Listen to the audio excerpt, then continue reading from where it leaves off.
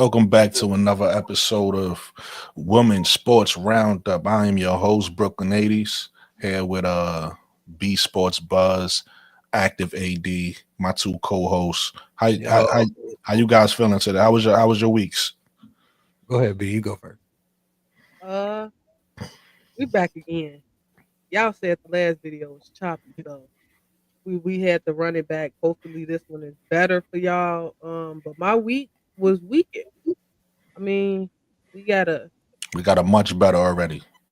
we gotta make money, work these jobs, get to the bread. Um, that's basically what it was. I don't know if y'all know, but I'm continuing my education. So Shout out to that. I'm That's taking dope. Like that. more college courses, working full time, college courses full time, YouTubing part time. So the week been a week. What about you, AD? Man, it's always a lot for me, man. Trying to get these kids right, but work kicking my butt. As usual. It's physical, as y'all know. I'm a laborer. I work with bricklayers. We building 5 buildings right now for U of M for housing, and I just got my son in with me. So my son Nice. come to work. Yeah, it's fun to have him around, and he been kind of working in another area, not really doing too much, and he had to come work with me the other day and see like how much stress it put on your body. It was funny. I was laughing at him the whole time. He didn't know I was laughing at him, but I was laughing at him. He's learning though, so he's still trying to learn everything, and he will. It's a good company. I'm happy to be part of it. Happy that they brought him on, but also my daughter had a lot of practices today, this week, and I didn't get home, take her to practice, and not home till after 9 o'clock almost every day, and then got to go to work. You know what I mean? So like it's been a lot. We in Indiana this weekend for a big tournament. It's gonna be cool, and y'all know my wife's pregnant, so Oh, I didn't know that. yeah, Congratulations. yeah. She's at the end of last trimester. I couldn't even get it in my mind what I wanted to say. But she's at the end and she getting on my nerves, man. And she gonna see this, probably talk some stuff, but I'm ready for her to have Hold this on, baby. Eddie. Hold on, you did it. I mean, You're right. But she's still getting on my nerves. I'm saying she ready to have her. I'm ready for her to have her. I'm just ready to get it over with because it's been a problematic experience for her. This has been her worst pregnancy as far as what she been going through, and it's kind of like nothing I can do. You can rub her feet, you can rub her belly, you can, hey, what you need me to do type stuff, but really she on the island by herself right now with how she feeling. So I just wanted to be over with so we can bring her in the world nice, healthy, and starting over again. You know what I'm saying? Y'all know it's gonna be number 10. So we got a big family, man. I wouldn't trade it for the world though. Kids to me is blessings, and that's my week, man. My week is it's always a lot. I got a lot of kids, so everybody got stuff going on, and all the time. But I ain't Got you. complaining. You trying to compete with Nick Cannon? I feel you. But Nah, listen, nah. everybody hit the like button. Listen, everybody subscribe to all three pages: B Sports Buzz, the Perspective with 80s Baby, Active AD. Subscribe to all three pages, like all three pages.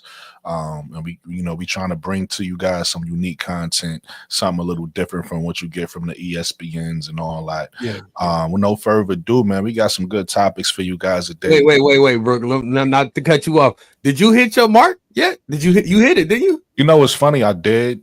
And Yeah. then I lost And two you ain't said subscribers. nothing. You ain't said nothing. You ain't Nah, said nothing. I'm To cool. nobody?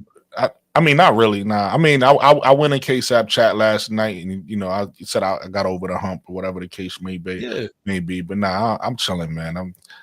Listen, bro. Listen. I want to give you. You know what I'm saying? I'm gonna give you your flowers, bro, because you've been on a long grind, bro. Nah, And be absolutely. you as well. Both of y'all been doing y'all thing, and y'all deserve it. Y'all, and this is just the beginning. This is the first check mark. You know what I'm saying? And I know you probably had check marks when you hit 100, 200, all that. But to get to the monetized status is big for you, man. So don't downplay it. You know what I'm saying? I ain't gonna let you downplay it. You deserve it, man. And I'm happy to hear that for you. And it's up from here, bro. The next is up, 1,000. it's up and it's up. Yeah, for sure. You going up, man. I just want to give you, give you a shout out for that because I think I seen something in the chat about you doing it. And I'm proud of you, man. I'm proud of you, man. Keep moving and keep growing. And everybody that's in here, man, show him some more love so he can get to 1,000. That's the next one. Man, And show B some love too, so she can hit that 1,000. That thou wow. What's up? That's a fact. That's a fact, man. That 1,000 is the next goal. But listen, like you said, man, part of us doing these shows is part of that, right? Part of growing on YouTube, especially if you a new YouTuber, is collabing with other YouTubers. So same thing with you, man. We trying to get you to 500. So everybody, like I said, subscribe to all 3 of these pages, man. We out here working. You feel what I'm saying? We bringing good content. You understand what? And then we got all different perspectives too. So you got to come see how everybody give it up. You get what I'm saying? Everybody, and that's what make these shows dope too, because we all bring our own energy too, right?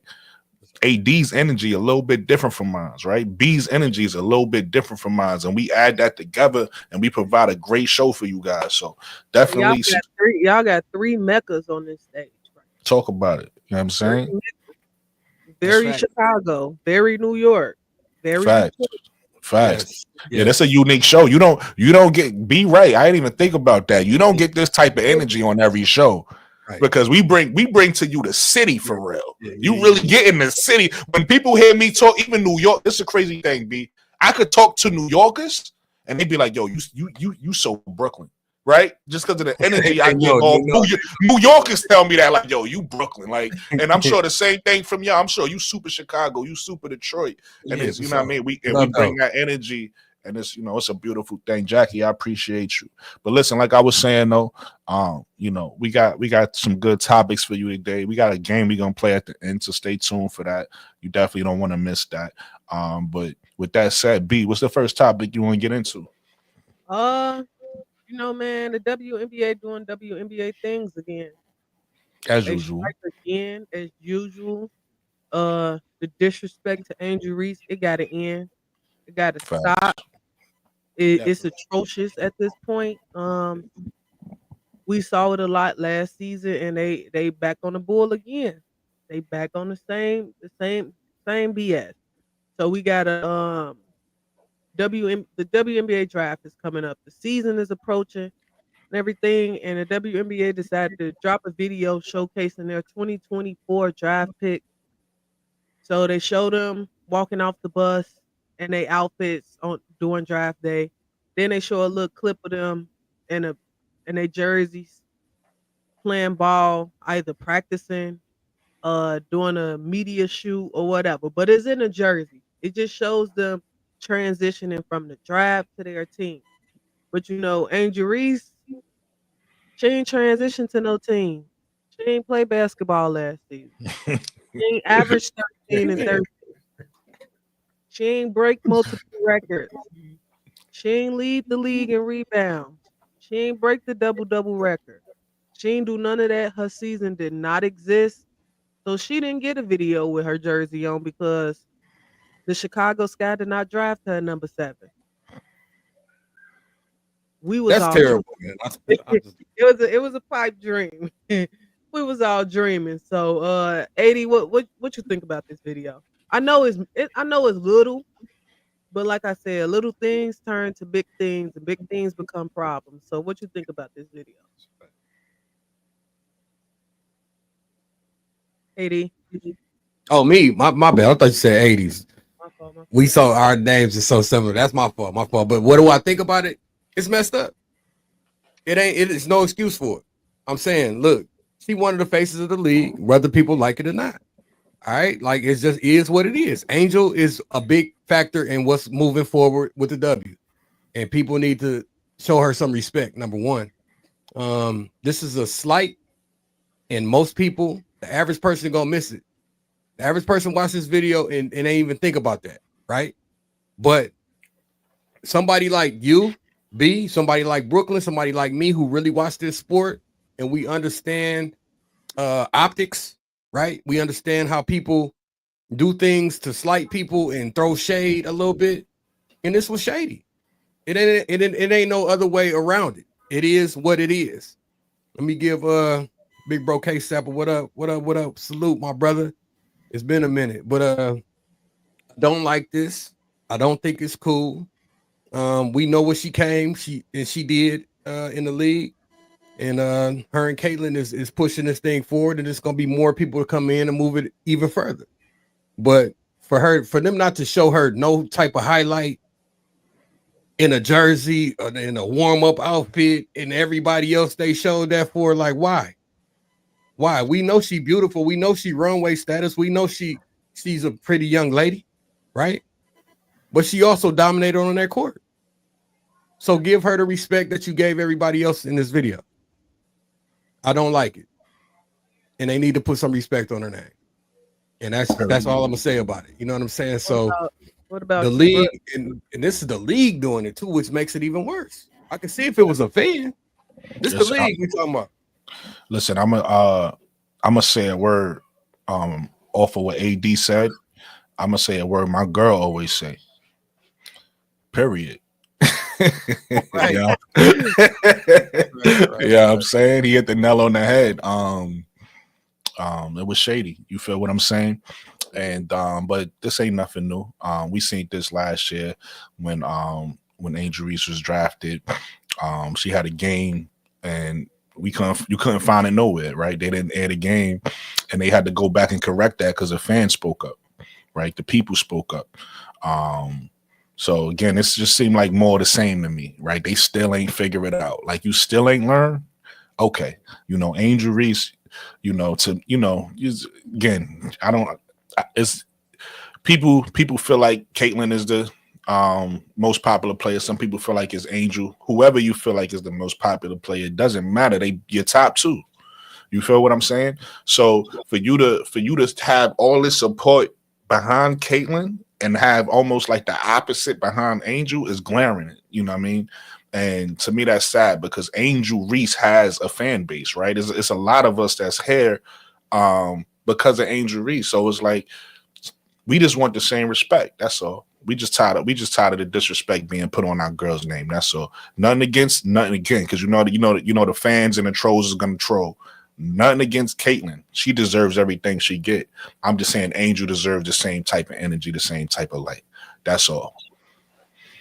Yeah, and it don't matter what you think of her game. She plays this game. She's in this league. Whether you like the style of basketball she play or not, she's here. Her face is here.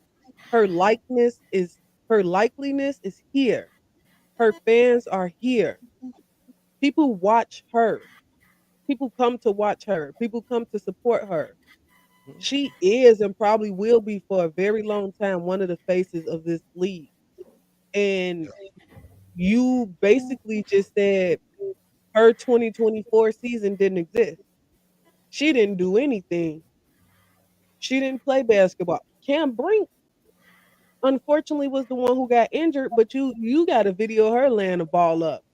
Angel Reese played the entire season into the last couple of games. She has highlights. Like I said, she's broken multiple WNBA records. She played in your All-Star game. She averaged one of two players, one of three, I think, to average a double-double this season. As a rookie, it's ridiculous. And really quick to your point, B, Caitlin Clark had an amazing rookie season, but she did everything everybody expected her to do. Yeah. Angel Reese, right? Angel Reese. Nobody expected Angel. Well, her fans did, but I'm talking about mass media.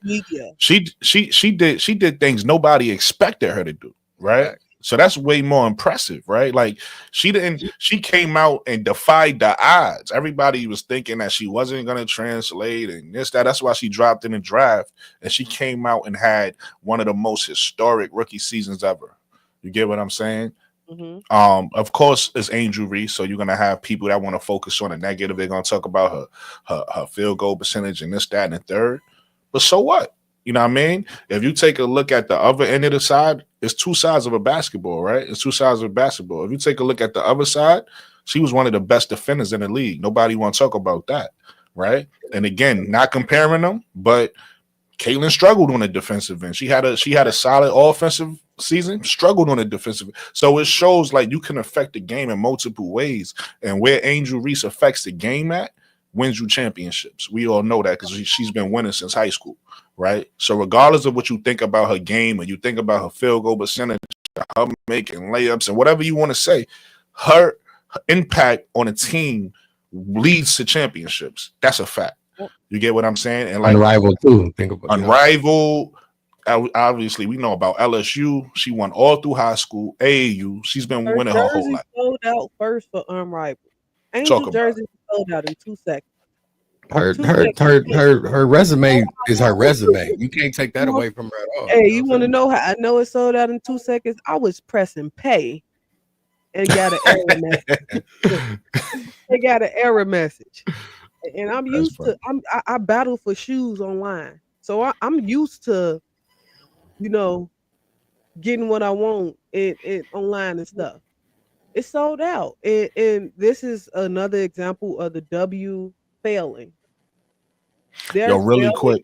Reese, and they're failing her fans, and they're failing the league because you have one of the biggest stars, culture. The culture rocks with her. That's a fact. You can't promote her. You don't promote her. You don't get the money off her name and her likeliness. So you gotta understand. They both play a role in this whole thing. You need both of them. You need Angel and you need Caitlin for what they both bring to the fan base. You got, what I'm saying, with both of them, it's a power move. If you only using one and you slighting the other one, you missing the mark. You missing what you could be doing for this league in general as a whole. They both complement each other. If you really look at it, they needed each other to have this whole drama and beef and put the eyes on the league the way that it has. Exactly. Both of them needed each other, to be honest. And you use both of them to grow the league. So don't drop the ball on one to big up the other one. You need to, both of them have a huge following and huge fan base, and they both can coexist and do their thing. Why can't we just have it like that? I don't understand it, man. Put some respect on Angel name. You see what I got on my. This is the big A, not the big A, not the little one. But I wanted to say real quick because I think Real Money took something I said the wrong way. I wasn't pointing out one's flaws. I was just saying, obviously, we know that Caitlin Clark got many different fans, right? When you talk about Caitlin Clark, our fan base is layered.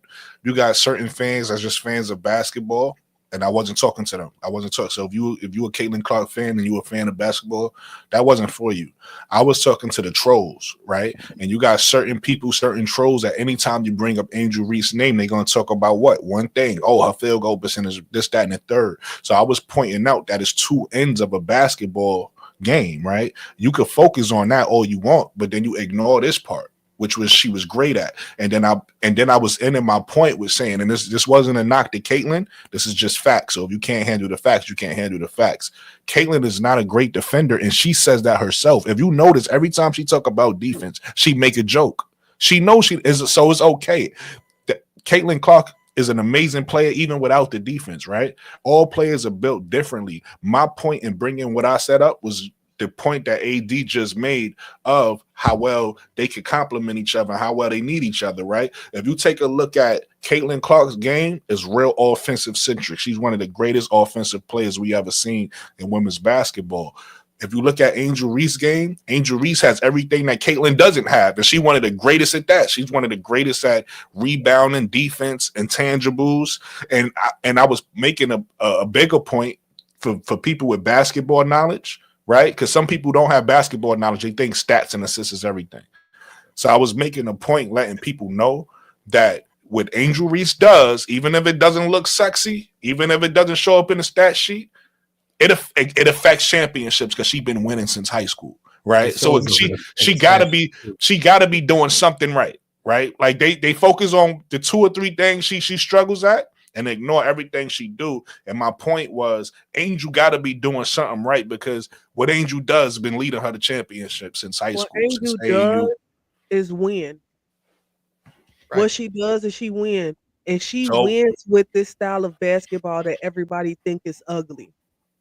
And just because you don't like it and you find it ugly, don't mean it don't work for her. It works for her to the point where she's breaking records.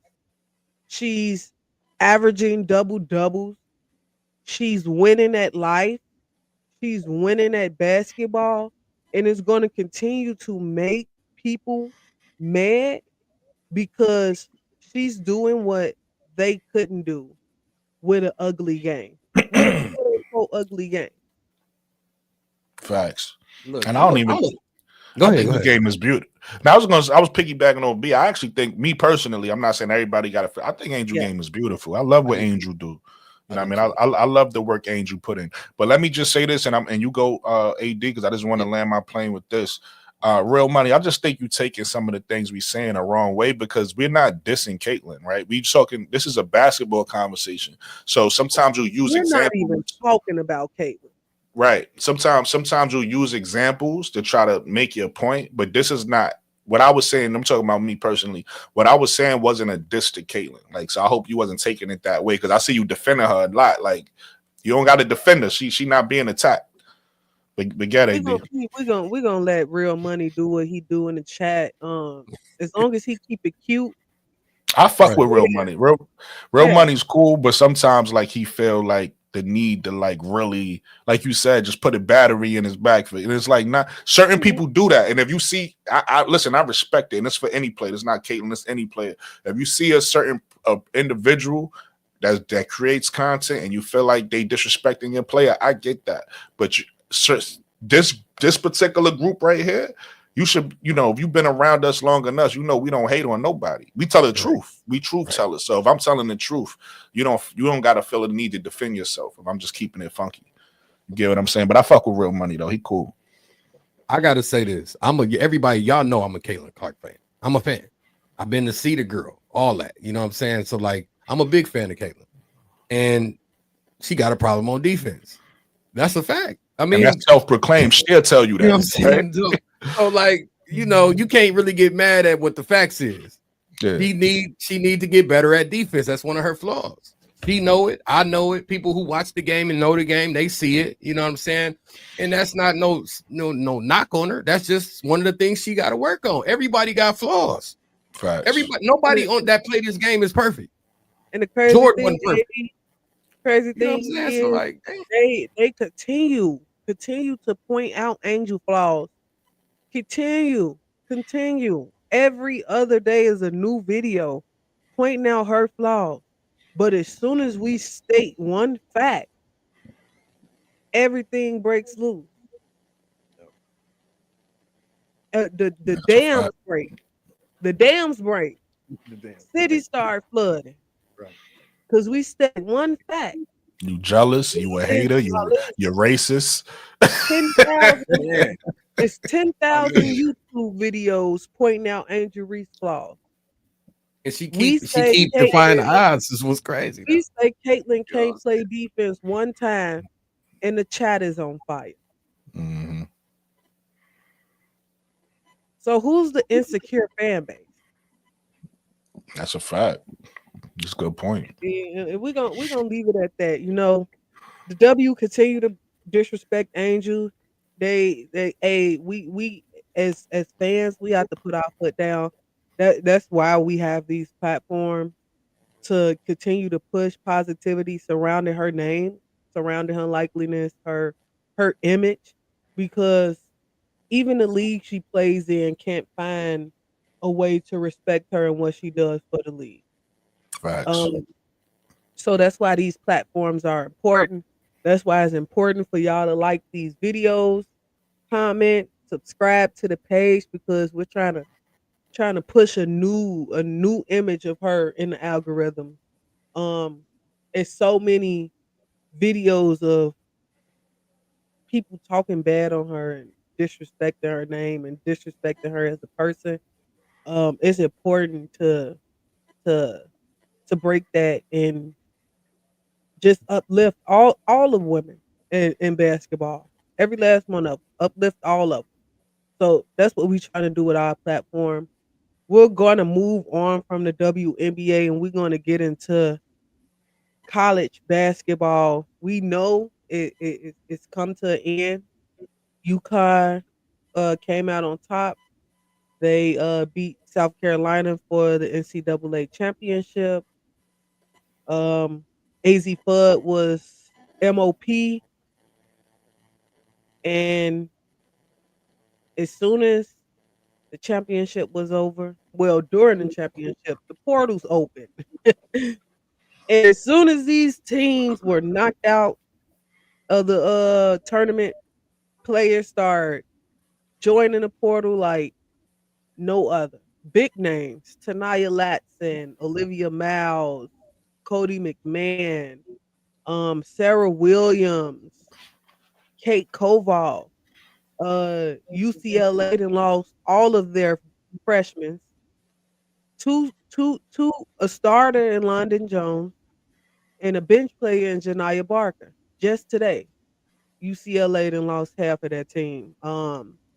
USC then lost two freshmen. Um, so the portal is jumping, and some of those big names have announced where they want to go. Um, Olivia Miles announced that she will be joining TCU this upcoming season. Tanaya Latson is joining Don and the girls over there in South Carolina.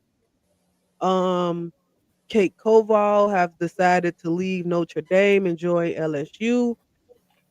And we got more. And Cody McMahon. Let me not forget Cody McMahon. Cody McMahon decided she want to go down there with Coach Yo at Ole Miss. So we got some big names falling from the portal.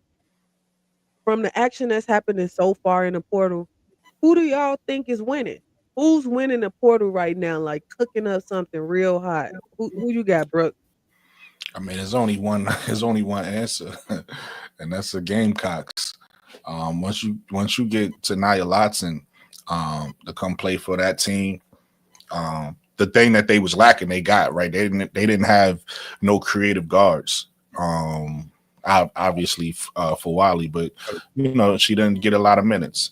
So now they got a guard who's used to doing it for a lot of minutes, used to scoring. So she's gonna fit right in. I feel like they just got to get a big now. I don't really like the options at big right now. So I just think they need to get a big, and I think they'd be ready to make it right back to the Final Four. So. You want me to answer? Yeah, what about you, AB? I mean, Tanaya Latson, I'm saying. No, but I'm going to go the other way. Olivia Miles, because she happens to be one of my favorites. And what she bring to a program at TCU, what she going to bring with her facilitating ability and the ability to make people around her better. They still got some of them players that they had that made the last run that they just made. Obviously, they losing Haley Van Lith, they losing Prince, two big key pieces that if they was doing another year, I would actually with Olivia in the mix with that. I think they would be able to make a large run, possibly to the title. Just to let you know, I don't know if you know, but Kylie Watson, who was a big at Notre Dame, she's going there to play with her at TCU. Yeah, I seen that. But I think they need more though. I think TCU needs to do a little bit more work. Grab some more players out the portal if possible. I don't know who they incoming freshmen is going to be, but I don't think they're going to get no freshman that's going to make an impact quite crazy like that. I could be wrong, but I like Olivia Miles going to TCU. I'm going to be following her big time because I just like her game and what I think she brings to the table. Another year, getting that leg right, and we're going to see what happens. But Tanaya Latson, man, at South Carolina, you give her to Dawn, man.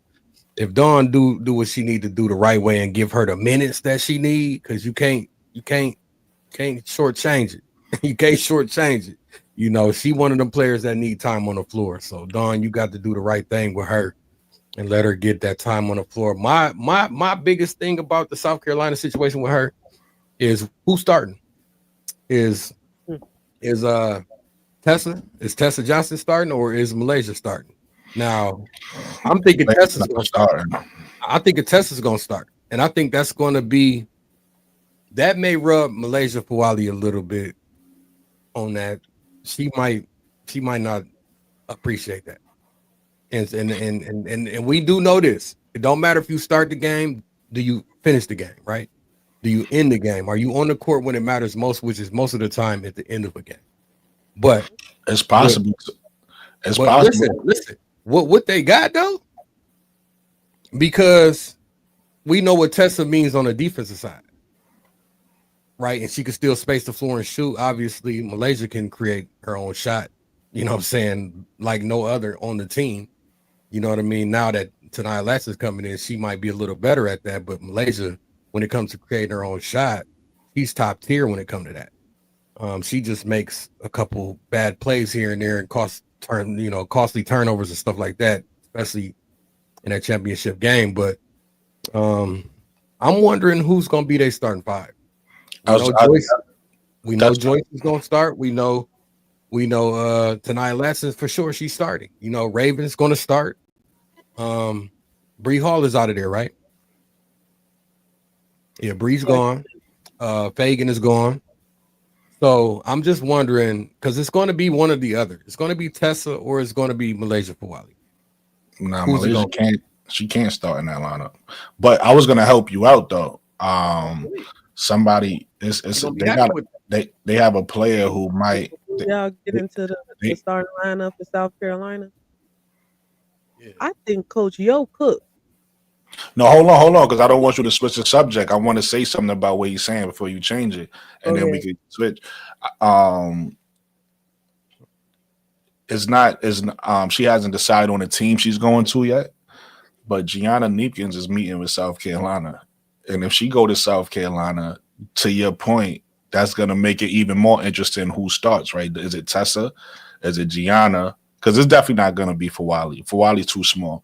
She's coming off the bench, but Gianna Neepkins is interesting though. If she goes to South Carolina, that's an interesting piece at that small forward position. Man, I'm saying Malaysia But going into her junior season, bro. Like I'm in her mind, I'm pretty sure she said I'm gonna take this back seat for these first 2 years. But by the time I get in these last 2 years, I should be on the floor I starting. think You know what I'm saying? And I'm pretty sure that that's what may even been told to her at some right. point to I keep thought her. before Tanaya Latson signed, I thought she was gonna be the starter next season, but now to me, she got to leave or just get comfortable being a sixth woman. That's my point though. That's what I'm saying. Like she gonna have to do some soul searching Yeah, because that right there let me know right away she may not have that starting spot. You know, Tanaya's gonna get this denied on the start, but absolutely. Tessa or her still could. Now she But too. I mean, if they play, they could play small if they want. that's I my don't point see though. it. If I'm the coach, Tessa's got that because she's bigger. She can play defense. Like Yeah, you know what I'm saying. Like that's how we doing that. My bad, yeah. bro. We got it. B. You want to talk about Old Miss? uh, yeah, I think people sleeping on what Coach Yo doing in his transfer portal. She What she didn't doing? got What she got? she didn't got 7 players already to commit to Ole Miss. She got a couple that transferred out. None of them averaged more than 2 points. The players that transferred out, so she's not missing it. But she got Latasha Lattimore from Virginia, who averaged. She's a 6'4". Um, I think she's a center forward. She averaged 14.3 points. She just landed Cody McMahon from Ohio. We already know that Cody is a bucket. Another one that averaged 14 points. 6 rebounds. Can shoot the three well. She got Jayla Murray from Wichita State. Another bucket. Another 13 points, 5 rebounds. She adding to that team. Um, Another guard, 5'9", Kate Caitlin Peterson from UCF. She averaged 21 points last season. And then she rounded it out with Tiana Thompson from Georgia Tech, 5'10" guard who can shoot the three. Like Coach Yo cooking up a team down there in Ole Miss. She just replaced a bunch of players who couldn't score to save their lives with buckets. Buckets. I'm not saying they're going to be a South Carolina, but what I'm saying is they can be a top 5 team, top maybe top 3 because I love LSU, but nah, I ain't putting them over LSU. I ain't gonna go that far. But top 3, I can see Coach Yo getting to top 3. I think it'll be South Carolina, top 4, LSU, Texas, and now you put Ole Miss in the mix. Coach Yo, she cooking some stuff up down there. And I like what she's doing in the transfer portal. I know South Carolina got Latson, but I think as far as having a complete roster and getting a complete tr- like completion of players that complement each other well, Coach Yo did her thing. She did her thing for real. I respect that. I'm gonna be honest with you, B. I don't care. All right, like even And even the, then even that's the even thing, bro. hold That's on, the hold on, thing. hold on, hold Watch on. 'em. Even Go about watch. TC, even no, I feel like they're gonna play good. They're gonna be good this year. I'm focused on teams that's gonna make it to the Final Four. So even with TCU, I'm not impressed with it. Olivia Miles is gonna have a great season in TCU. It's gonna be I pick said and they got roll. to get more. They got to get more. That's Listen. No, but and I'm just putting college in perspective is what it is. And this, I'm just telling you what my mind is at. I'm cool with how everybody else feels. If you just want to see good basketball and you just want to see a team ball out for the year, cool. I'm thinking about teams that could make it to the Final Four and win. Like after what I just seen with South Carolina and UConn, and now with the transfer portal going crazy, I'm making my decision based off what you gonna do about that. Like Dawn did something about her losing, right? She made a move that possibly could help her win, right? So now I'm looking at every other team. What are you doing possibly to help you make it to that Final Four? And I don't feel like any team really did anything that impressed me other than what Dawn did. But yeah, that's pretty much it. I don't think TCU is making it to the Final Four. I don't think Ole Miss making it to the Final Four. I don't think is out of the teams that's made it last year, right? The teams that we know that makes it. I think LSU is in a if LSU they got a center, right?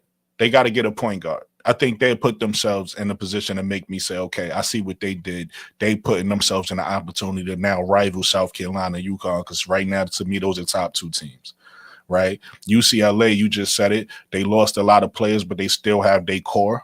So however they retool, they're probably going to be there again next year as well, right? To me, Texas is a team that has a core, but their problem is they don't score enough from 3. So I'm looking for them to if they want to make a splash in this portal, they got to get better from 3, right? Maybe I think they solid inside. I think they can compete with the Lauren Betzes of the world and stuff like that, but they gotta get more shooting on the perimeter. So that's really what I'm looking for. How are you putting yourself in a position to make it to the Final Four, or are you just putting yourself in a position to have a great season?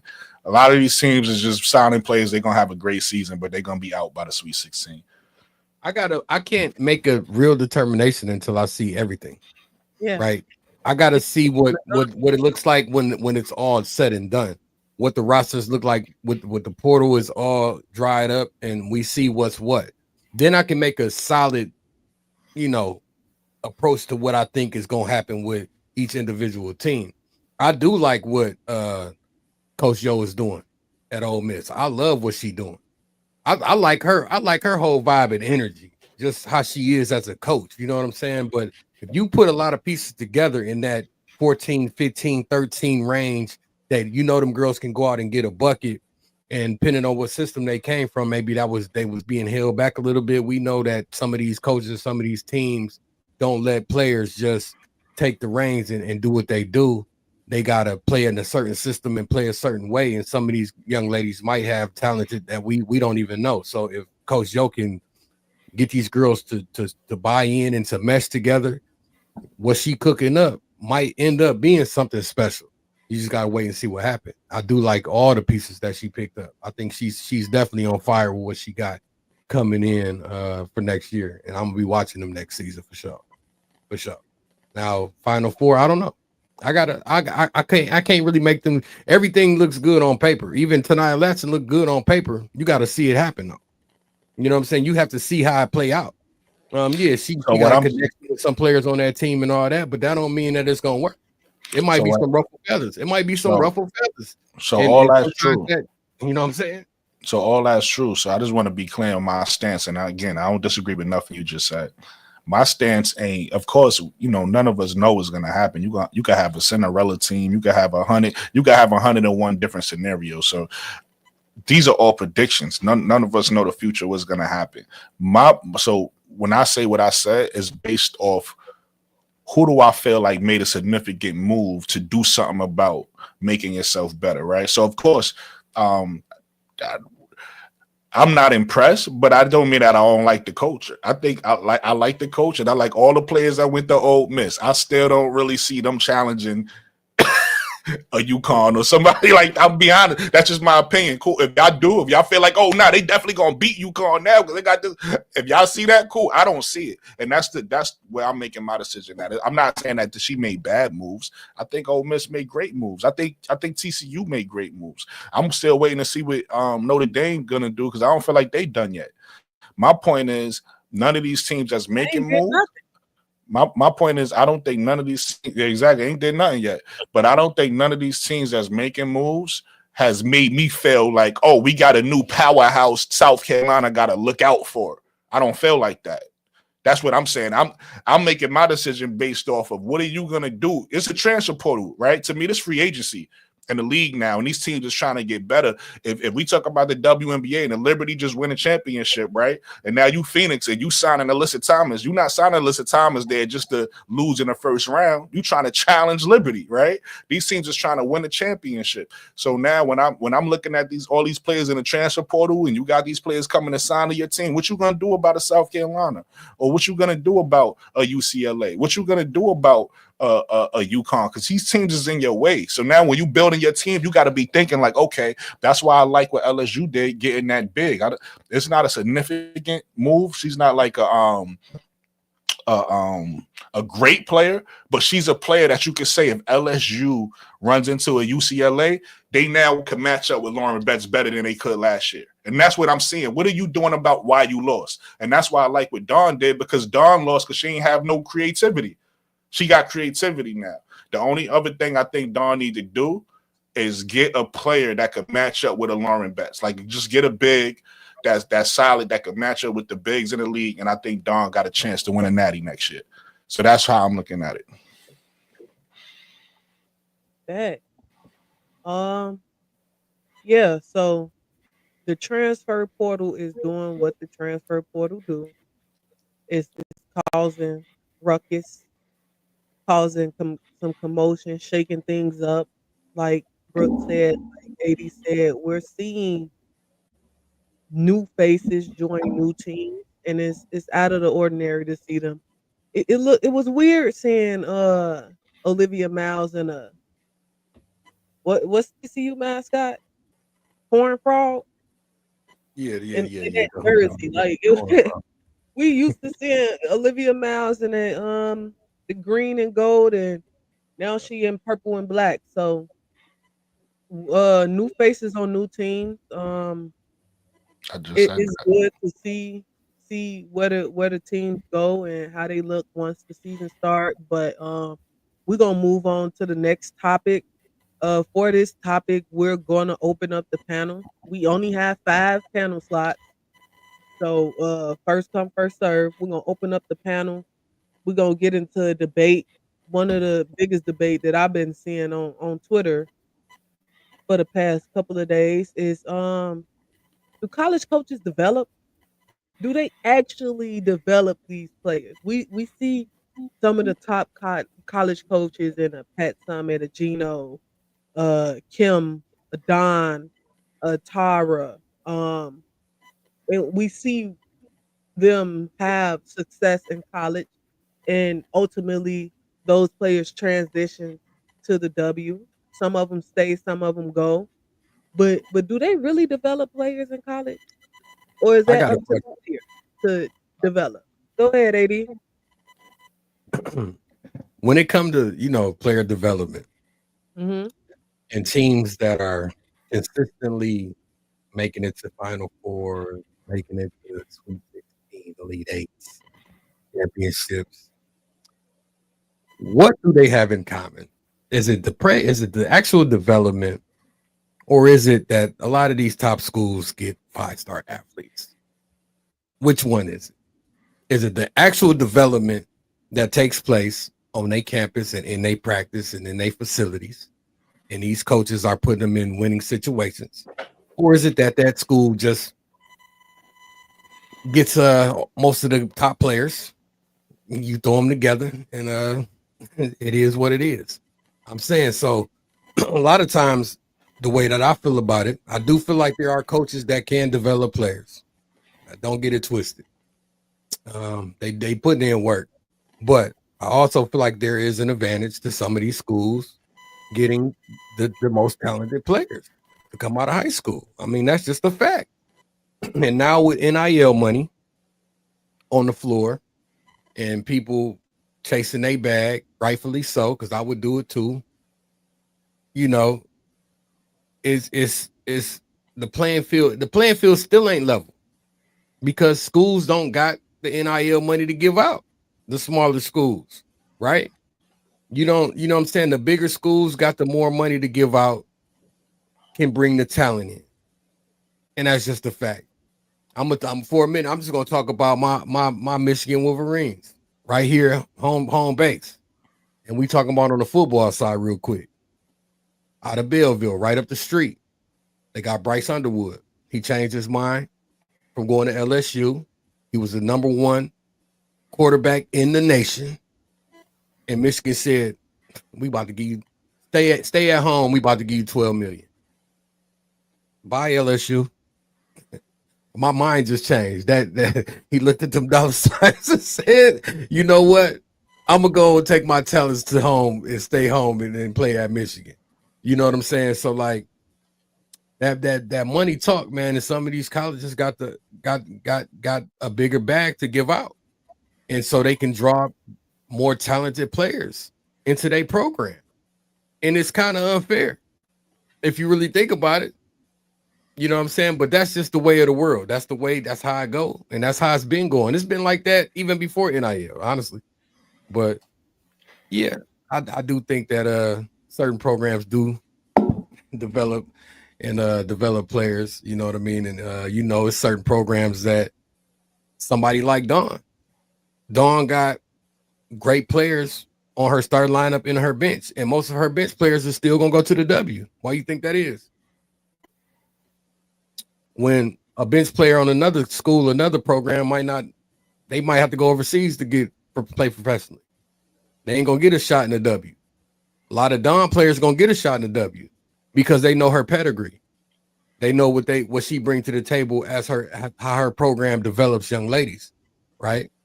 So some of these programs is really developing these young ladies, you know what I'm saying? And like Malaysia Football, for instance. We just talked about this 10 minutes ago. She may not get a start nod her junior season. But when it's time for her to hit the draft, y'all think she's going to get drafted? I think she is. Whether she starts for South Carolina or not. And that's a testament to Dawn's program. Because them NBA scouts and coaches, they trust what Dawn does with her player development. You know what I'm saying? So my opinion on that is I feel like development is a player's it's a player's choice, right? I feel like coaches, they're gonna teach you how to play the game the right way. Coaches is gonna try to bring the best out of you. And then also certain coaches also have skill sets as well. So that's why you have the term development coach, right? Not all coaches is good at developing. To your Kim Mulkey point. I do agree with that. Kim Mulkey, if you look at the players she has or she pushed, they don't really show a lot of growth and development. But at the same time, that got to come from within inside you. If you take a look at across sports, right? Like Kobe Bryant got one of the best stories of how he worked, right? A lot of players didn't work the way he worked. That was internal. He wanted to be better. So these players and player development, it got to start within you first. You can't rely on your coach to make you better. You get what I'm saying? If you got a good coach, they're gonna put certain tools and they're gonna try to instill certain things in you, of course. But as far as your development as an individual player, you gotta want that for yourself. So I kind of put more responsibility on these players and who you want to be. Because let's talk about it, right? Professional basketball, at least on the men's side, because we know the women are still trying to get paid. They trying to get paid how they deserve to be paid, right? But on the men's side, and we all notice, it's a lot of people that don't have a love for the game. A lot of people who play the game because they talented enough to play it, so they're there for the lifestyle. They're not trying to be the best at their craft. They're not trying to win championships, right? Like that's not their goal. Their goal is to live the lifestyle. They make the money and live the lifestyle. So now when we look at NIL, when we look at college, now that they added money into it, which rightfully so, I'm happy they added money into it.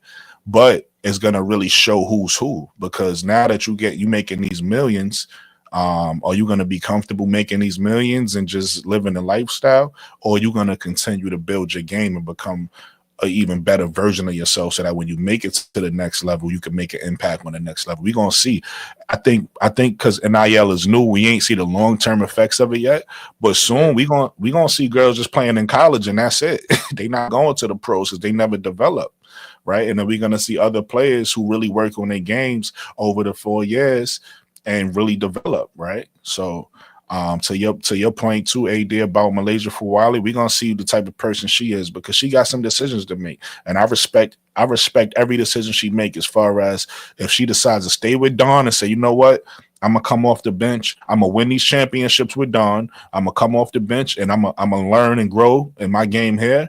Or if she say, you know what, I want to bet on myself, I'm gonna leave South Carolina, I'm gonna go start, play more minutes, and I'm gonna try to show people how good I could be as a starter. So whatever because that's her decision right now. Whatever decision she makes, I respect it and I'm gonna follow her. But that's what these players got to do. They got to figure out what's important to them. Is it the lifestyle? Is it the money? Do you really love the game? Do you really want to get better at the game? Do you really want to grow? So I think it's less on the coaches and more so on the individual players. The coaches just has a responsibility, because every good coach is going to try to pull the best out of you. Let's take a look at Gino, right? Paige, what she says is, I hate Gino sometimes because of the things he say to you, right? He says all these things to you, but he's really just trying to make you better. That's the mark of a good coach, right? He's trying to dig down deep and say things that's going to make you, angry, so that you could go show your best self. And then at the end, these players appreciate that, because Paige could see her growth. AZ could see her growth. These players could see their growth because of the challenges that Gino put on them. But ultimately, they had to go and do the work. Read that last. My bad, B. Read that last comment though, real quick. I want to address that. I just got to. I'll read it. The top schools get already talented players. When Latson is drafted, are you going to say that Dawn developed her? Same applies for Anissa. She was already developed. Look how Juju, MK, Hannah, and Sarah. Okay, so top schools already get talented players, which is a fact. That's what I'm saying. Top schools get the talented players. So it's hard to say, but even though they talented, they still can get developed. When they coming in as freshmen, they not developed. Some of them ain't ready for the pace of the college game. They got to learn that coming from high school. Some players are generational. Juju's generational.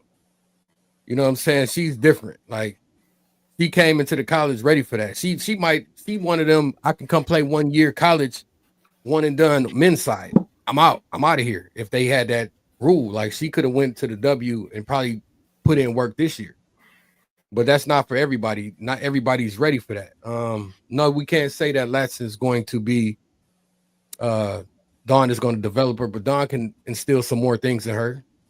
She's still got a lot to learn. You as long as you playing basketball and you got an itch for, like Brooklyn said, and you really want to learn, you can develop in your 30s, in your 40s. As long as you playing the game, it's just like going to school. I'm 40 years old. If I go to school right now, I can still learn, right?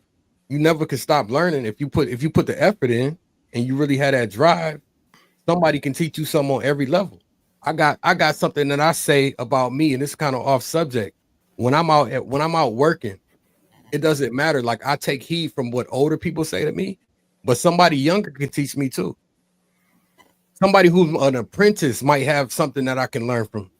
I learn from everybody around me. It doesn't matter your status. It does not matter how long you've been doing it. You might have a way about doing something that I could take something from and learn from, no matter who you are. You know what I'm saying? If you have a drive to learn, no matter how many years you've been playing college basketball, no matter how long you've been playing in the W, if you get the right people around you that have something to teach you and you willing to learn it, you can still develop.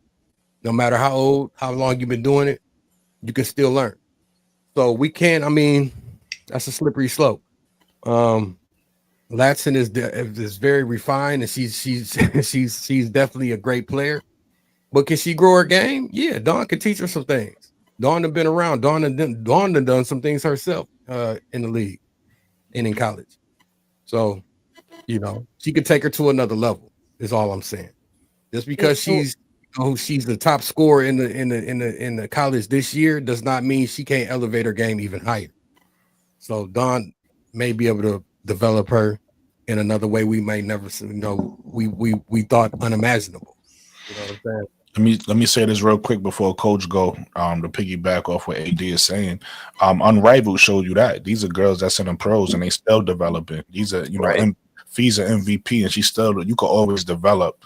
So if these girls in the pros could develop, I wouldn't say that where Tanaya Lotson is at in her career, Juju's at her career, that Dawn can't help them develop still. Dawn's played on the highest level, right? Dawn's been around the best players, so you can always grow.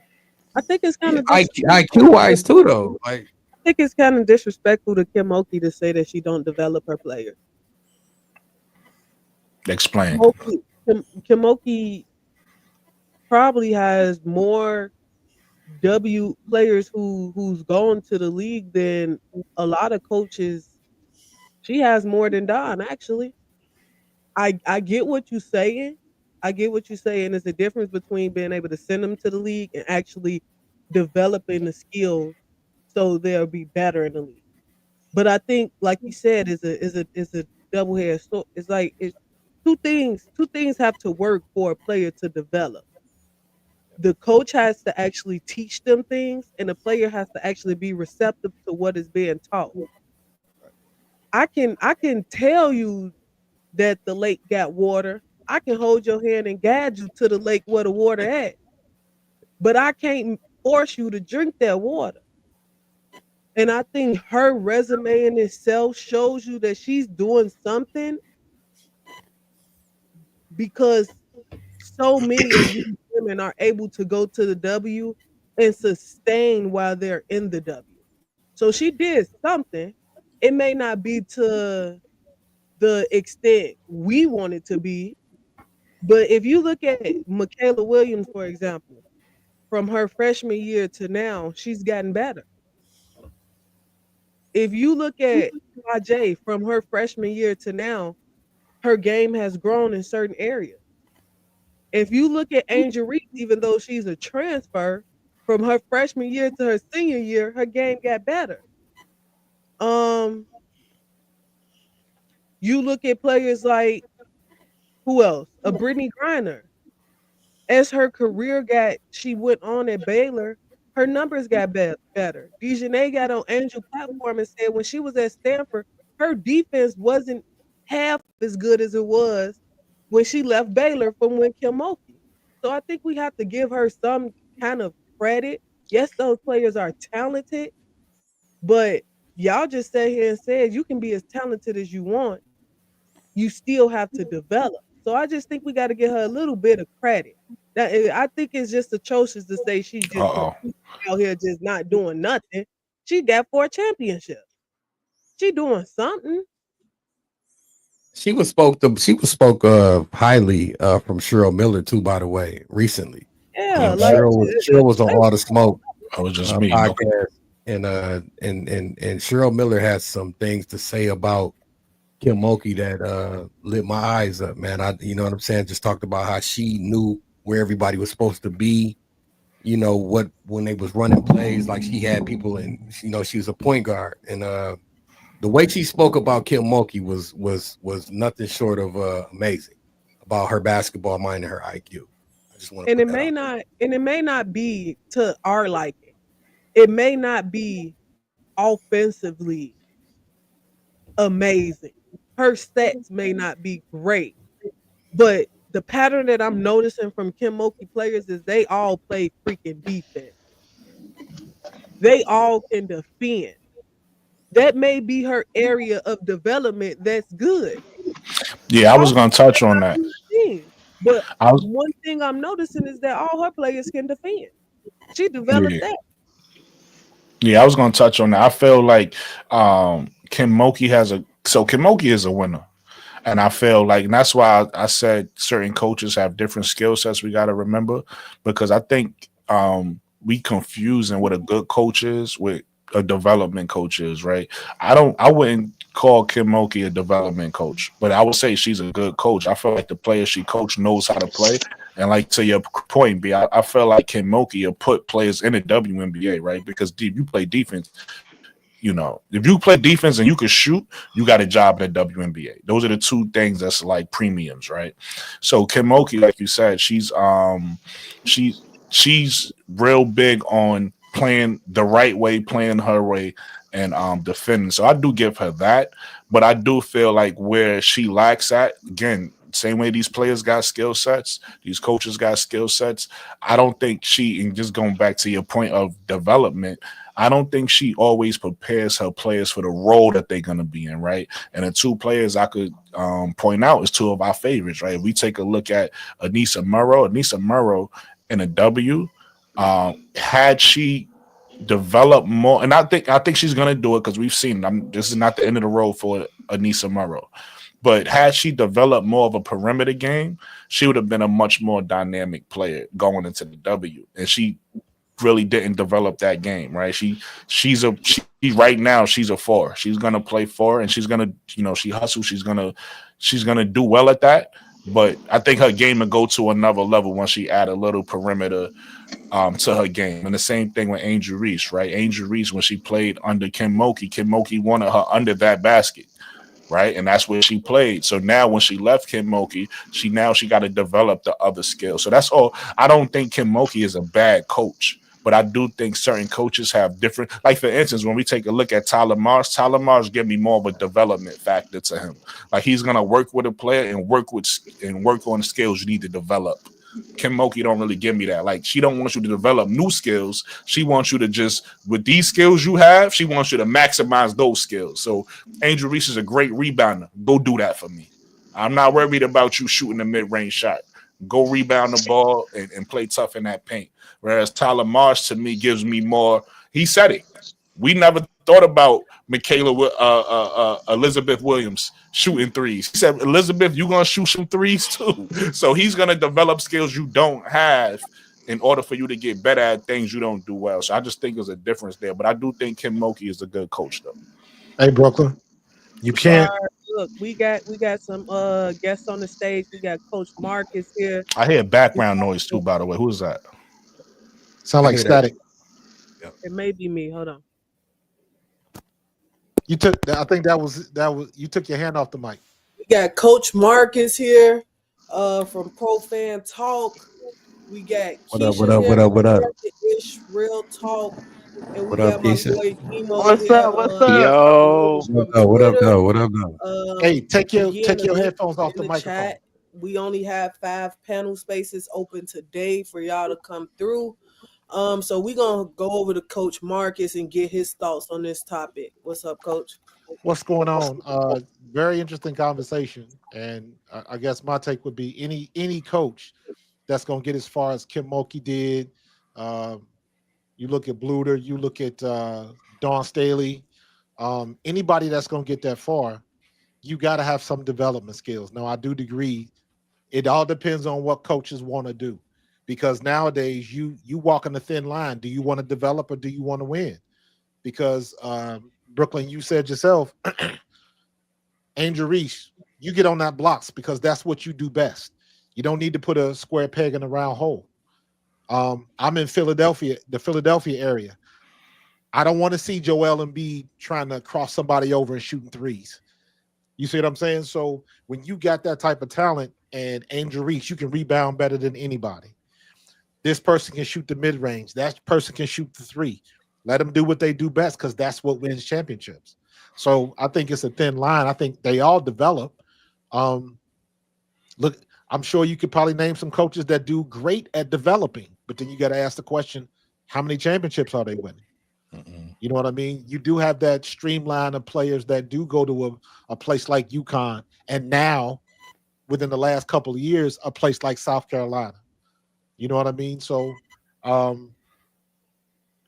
much development, how much time do you have to develop players now with NIL? Because now, think about it like this. It's not the coaches. The players got the ego and the leverage to say, I want to go where I'm wanted. Or, if the truth be told, I want to go where there's more money. So let me go over here. I don't know what Olivia Miles is going to do down at TCU. Is she going to be able to generate the same success that Haley Van Lith did? I don't know. It depends on, is she going to get along with the other players? That type of stuff is not a guarantee, because the turnover now is ridiculous. Half the part of development is knowing your personnel. Brooklyn, if we on the same team and we've been playing for 2 and 3 years together, I know what you're going to do. You ain't even got to tell me. You ain't got to look at me. I just know. That's what a team is. And that's the challenge you get nowadays, because everybody's jumping ship so quickly. You don't have a team. You ain't got years and years of playing together where everybody knows. You don't have that unspoken communication anymore.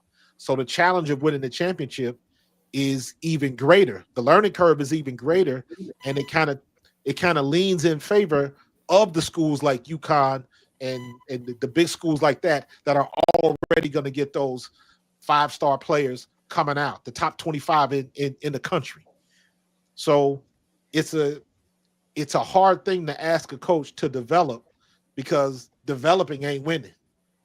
And now, more than any other time in history, you have to win now. And it's even more complicated than that, because you can't even field a team. Facts. I agree. Fine, man. You gotta have the time. Time is the biggest factor. Do you have enough time to develop a player? It takes more than a season. You see what I'm saying? It takes time to develop. You got to give them time out there making mistakes and trying to, like Angel, for instance, she would have had to been out there shooting the mid range consistently to develop it. But do we have time for her to do that right now when we trying to win and she's better at other things? So it's a balance, but the time is key. That's key. Hey, Brooklyn, if you go back, let's go back 5 years. And B, you can jump in. AD, you can jump in. Anybody can jump in with this. Just go back 5 years. Think of the best players, the absolute best players in those 5 years, whether they played in the W or not. Who would you name? You saying college? College? Yep. Who would you name? 5 years, 5 years ago. Yeah, from 5 years up to now, you can name one a year. It doesn't matter. My point is that you still got to really go back in your Rolodex and try to find them. Yeah, Because we look at the stars now, but there's still not a lot of them, is my point. So how many of those athletes are going to come out that really don't need development? They came out and they automatically had it. It's not too many of those. Yeah. you also see players who kind of, I don't want to say regress, but they don't. The skills that they had in college don't translate or go with them to the W. Mhm. Uh, and you see the skills they came into college with, they don't end college doing a lot. For example, Caitlin Clark. A lot of people didn't watch Caitlin Clark when she first came into college. Nope. She was very good at her mid-range shot. Towards the Yep. end of Caitlin Clark college career, it was either at the basket or the three. The mid-range shots was non-existent. Her first half of the season in the W, how many mid-range shots did she take? She was passing up mid-range shots to get to the three. The second half of the season in the W, you saw her start taking them a little bit more. Yep. Some of those skills, and people would say, "Oh, that's Lisa Bluter fault." But is Lisa Bluter telling her not to take those mid-range shots? Nah. It's That's a a good lot of point. things that go on the coach that you sometimes just have to look at the player and tell them, no, continue to play your game. Continue to go out there and play your game. I want you to take those mid-range shots. That's good for us. Sometimes the player takes those things out of their game. For instance, another example, Kennedy Carter. People didn't really watch Kennedy Carter in college. Kennedy Carter in college could make a three. Yes, she She could. can make a three. That's who I was gonna say when he said for the last 5 In the W, she won't touch it. Is that the coach problem? Is that because the coach didn't have her hone in on that or didn't develop that? Or did she just say, you know what? That ain't really where I'm comfortable at. I ain't gonna do it. So, like I said, you can lead the player to the water, you can hold their hand, position them over the water, but you can't make them drink it. Players gonna always go back to what they're comfortable doing. Mhm. I can That's help a you fact. and show you how to properly make a layup. But for the next 10 games, you still gonna go and practice, shoot that layup how you comfortable with shooting it. Development is tricky. That's why I said it is a combination of Kobe Bryant mindset. I want to be the best at every area on this court. So I'm going to continue to practice it. I'm going to practice and translate that to the game.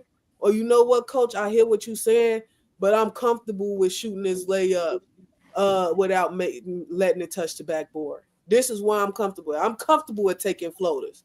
I ain't trying to get the ball off the rim. Development is tricky. But we got Keisha and Demo up here. I want to get their thoughts on this. Keisha, what's your thought on development? And do college coaches really develop? Uh, uh, can you guys hear me? What up, Yeah. Yeah. Keisha? Yeah, I'm driving. I'm sorry. Hey, how you doing?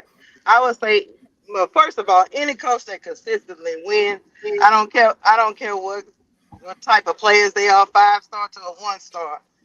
If you can consistently win over a period of time, you developing players. Number two, each coach has a skill set. Some coaches are better at offensive um, game, and some coaches are better at defensive game. That's in every sport. That's why they surround themselves with a staff, because whatever they're not good at, their staff is supposed to pick up the slack on that. Because everybody has a signature. Moke's signature is defense. Everything else probably is being run by the staff, but that's why you surround yourself with a great staff. So if you're surrounded by a great staff, and these staff members, these assistant coaches have a skill set to where you are lacking, those players are getting developed under your staff. Because part of being a college coach is being a CEO of that program. Because it's not just coaching for that program. So, and she's also great. She's also great at showing those players how to become pros on the next level. Because dealing with your brand, dealing with crossing over to the W and all that stuff, you have to teach these kids how to be professionals, if that makes sense. The other thing I would say about development, of course, you can lead a horse to the water. That don't mean they're gonna drink. I mean, they got so many talented kids out here that should have been something, and they just didn't drink the water, man. No, some kids you can put them in all the development all you want, and they're not gonna do it. So I think um, to be able to win with the landscape of um, college sports changing as rapidly as it is, for like coaches like Kim and Dawn and Gino and those it shows a level of development that we really haven't seen. Because the reason why I say that is to be doing that over like 20 years over this time span and still be winning is remarkable in itself. And you can't do that without developing. I don't care how good the players are, because freshmen come in as little baby chicks. They got a lot of talent, but they don't know what to do with it. So that's my take on that. But that doesn't mean the ones that are not winning are not good developmental coaches. They're just not good at the whole kit and caboodle of college coaching. It's not just X's and O's. So you can be really good at developing a player to do a lot of things, or you can say, look, let me sit down with you and see what you're really good at and maximize that so you can get into the next level. Everybody's philosophy is different. Kim's philosophy is we're going to maximize what you're good at, make you dominant so they can't deny you. So, and Dawn is kind of the opposite a little bit. She makes everybody play through a system. And we've had this debate, B. Does it hurt that this player can't be dominant at what they do? Or is it better to learn a whole bunch of things that you might not be great at? Before we get to Demo and his point on this, Fast, I've been reading your comments and I disagree with this comment right here. Respectfully, Kim ain't developed nothing because there's no way Angel should just now be learning how to take jump shots. Love my girl Angel. One, this shows that you haven't been watching Angel Reese. Because Angel always knew how to take jump shots. She just didn't take them. And this is another thing where you kind of beat the coach, but you got to understand the type of player you have. Everybody who's worked with Angel, everybody who's been in practice with Angel, everybody who's been around Angel and seen her play basketball, and you watch their interviews, they will tell you that Angel can make 50 out of 50 jump shots in practice. Knock them down, 2s and 3s. But when she gets in the game, she goes back to what she's comfortable with doing. She goes back to what she knows work. Is that the coach's fault or is that player's confidence? Right. Is a difference. You saying that she's just learning how to take a jump shot. That's not true. No, that's not true. She knew how to take and make a jump shot. Kids in high school take and make jump shots. She just haven't been comfortable with translating that into in-game.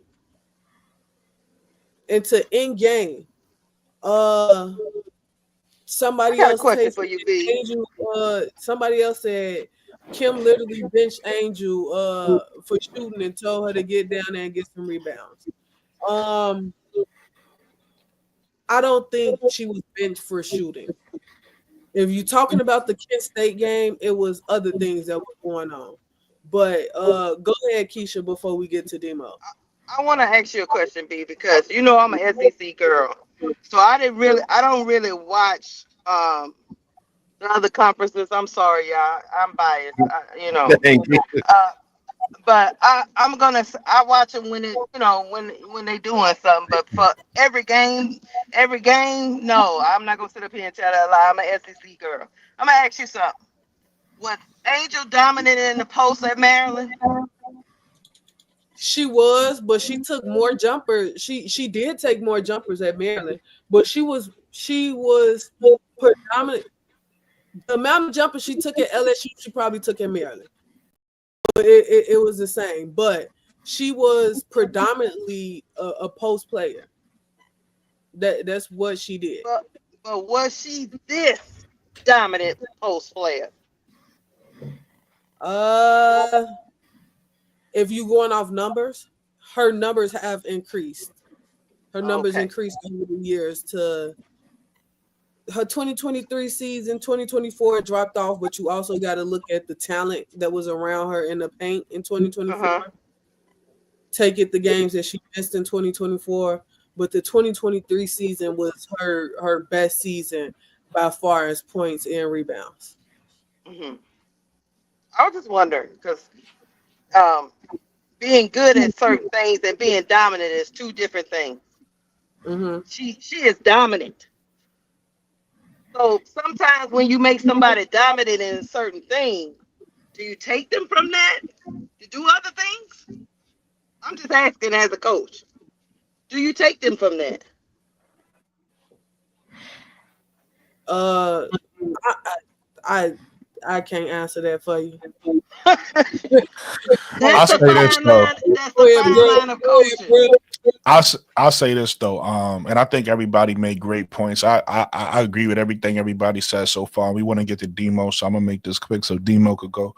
But I just think that we missing the point. I think everybody is saying the correct thing, and as far as coaches is going to bring the best out of you, and coaches, especially coaches that win all the time, they developing. But I think that falls more under playing the right way, right? So the question is, do college coaches develop, right? So we focus more on the question. I would say that you got, like I said earlier, you got certain coaches that have certain skill sets. So you have certain coaches that develop better than others, right? Everybody is not going to be on the same level. You're going to have certain coaches that win more than others. You're going to have certain coaches that develop better than others. You're going to have certain coaches that relate to their teammates better than others. Like, let's take a look at Phil Jackson, right? Phil Jackson got if I'm not mistaken, I don't think nobody passed him. Does Phil Jackson, he got the most championships in the NBA? I think he got the most championships. I'm not sure. I Yeah, I didn't believe research so. that, right? Yeah. But my point is, he don't have the most championships because he was the best coach, right? His skill set was personalities. He knew how to talk to these star players. Like he knew how to deal with big ego players. So each coach has a different skill set that another coach don't have, right? You could be the best coach in the world, but if you can't coach stars, you're not gonna win nothing. Right? You're gonna get that's fired. true. You're gonna get fired. So as far as I feel like and getting back to women's college basketball, I feel like these coaches, when you start talking about the Genos, the Kim Mulkeys, when you start talking about the Pat, the what's her name, Pat Summit, the Pat Summits, and when you start talking about the Don Stellys, I think what they all have in common is they know how to play the right way. Right. And that's important. Playing the right way is also developing, right? It's developing you to teach you how to have winning habits, how to learn how to win and how to do the right things offensively and defensively with your teammates to win games. But developing a skill set is totally different, right? And I feel like some of these coaches aren't the best at that. So let's use Angel for an example. And this is kind of what I was getting at with Anissa Murrow as well. Yes, Angel was developing to a monster rebound, and that's a skill she needs, and it's a skill that's going to take her a long way in her career. But what she wasn't developed at is Angel is not 6'7" or 6'8". Angel is 6'3". So she should have been more developed to play the power forward position instead of the center position going to the next level. So that's why a lot of people, and this is why I tell people, because if you got IQ, you kind of understand this already. But a lot of people, a lot of Angel haters, they'll look at her struggling the first year and they'll be like, why does she struggle? That's why is she missing layups? Well, she's missing layups because she's going to get against grown women that she ain't grow up against in college. She's missing layups because she's going up against taller women that she didn't go up against in college. This is what she see every year now. It wasn't no Brittany Grinders in college. You get what I'm saying? But it's one in the pros, and now you got to learn how to adapt and deal with that. So she wasn't developed to handle that.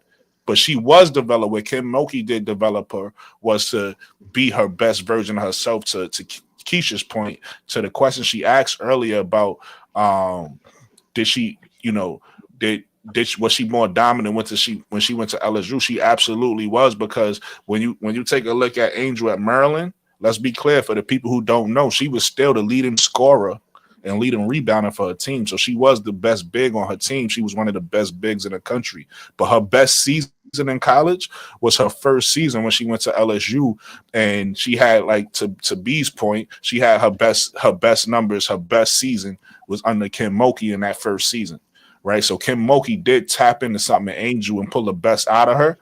So she did develop her, make her dominant to Lakeisha's point, but what she didn't help her at is preparing her for the next level in the position she would have to play, because she's not, she could play center in the WNBA, but she's more suited to play the four.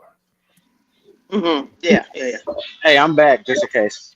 Yeah, We Demo go. is up. We go Is over Yeah, my to phone had died. And like literally it died like right Oh, before it we was my didn't even turn. know you was gone, Nemo. we gonna get right into demo, and I was gonna make a point, especially addressing this comment Shooter just said, and I was gonna use Raven Johnson, but I already got an inkling in my mind on the track that Demo gonna go down. So I'm gonna let Demo go ahead and tap it Oh, you talking about with Raven Johnson? I mean, it's been 4 years, B. I'm chilling. I'm chilling on it. I'm chilling on it. Because every time I mention Raven Johnson, my comments go crazy. But um Get him, B Mo. so it's for me, right? This is a nuanced topic, right? College coach's job isn't necessarily, it is, but it isn't, right? It isn't necessarily to prepare you for the next level. My job that's in the description is to win games in college with the players that I have on my court. Now, if I notice as a basketball coach that it would help my team if we could shoot threes. So I'm gonna tell them to shoot threes. I'm gonna help them develop that, right? But developing isn't black and white. Like developing isn't me telling you that you need to get better at something and you just get better at it, right? There are drills, there's film that you got to watch, there's work that you got to put in. If I am trying to make sure my student athletes are fed properly, are in the weight room properly, are making sure their grades are taken care of, and making sure that they're getting normal shots up, the normal amount of shots that you have to get up to be a good Division I athlete, right? I where are we gonna learn new skills? When are we gonna learn new skills? I'm sorry, That Demo. is your job as an Demo. athlete. Hello, can you hear me? Yeah, let me ask you a quick question. You got a radio or something playing? No, so I'm near a restaurant charging my phone. Oh, okay. Gotcha. Nah, you good. But yeah, that said, I, I look at a lot of college coaches, especially at the highest level, and I don't really expect them to develop their players. I expect the players to come to their school ready to play, ready to develop, right? Already developed, right? I feel like if you're a 5-star McDonald's All-American and you need X, Y, and Z, they mislabeled you, right? There are plenty of 5-stars and 4-stars walking around this mug who can't play no defense, who can't read no pick and rolls, who can't shoot the three, who are averaging 2 to 4 points per game, and they seniors in college, and they were 5-stars in high school. Is that the coach's fault for not developing them, or is that their fault for not picking up what they was putting down, right? So I really think development, one, is a two-way street, right? Because there's a mental aspect of it, and there's the buy-in, right? The athlete has to buy into whatever you're selling. And two, I think it's a little overblown when we say like players like Angel aren't developed. She was averaging 25 and 13 in college. What was Kim Mulkey gonna do to make her better at that level? Like I have no answer, right? She did everything she needed to do at the college level to be considered pro. She got drafted 7th out of the whole draft, and was low key low. Could have went higher, right? But what what was Moki gonna say to a 25 point per game scorer to make her a better scorer? She could have prepared her for the next level, sure, but she was trying to win a championship then. What was she going to do to make a 25 point per game scorer better at scoring the basketball? I don't have an answer for it. No, I agree with you, B Mo, because the first and foremost thing for a college coach is to win. That's what they're there for. If they don't win, they're getting fired. So yeah, they're gonna develop along the way, but you not before LSU winning. You gonna have to do some stuff on your own. That's with any program. I want to end on this because I believe every coach in college, especially the top coaches, Gino, Don, Kim, they're the top of the top right now. And Tara before she retired. I believe every coach in college is doing their best with the time that they have with these players. They're doing their best with developing them. They're doing their best with winning with them. They're doing their best at sending them to the league and preparing them for the next level. Nothing is going to be perfect. I do think it's unfair to rag on some coaches and not rag on them all, because as much as we love Don and we respect Don, Raven Johnson, for example, where's her development? Where's her development? To me, Raven regressed this year. She was Exactly. playing better last To year. me, Raven regressed. Who said that? Thank you. Like, Do we blame yes. Don for that? Right? Do we blame Don? Do we blame Don for that? Do we blame Don for having 7 players drafted and only one of them are still comfortably on the roster? Like, and that's my thing, where it's so unfair to these coaches to put their entire resume on how many players they get to the league if the players develop and do well in the league. For example, Alexis Morris. Alexis Morris is going on a whole Twitter rampage right now talking about Kim Mulkey and her development. Yet Alexis Morris went to 2 schools that Kim Mulkey coached at. She followed her around the world. If this coach is not good at development, why are you going to her?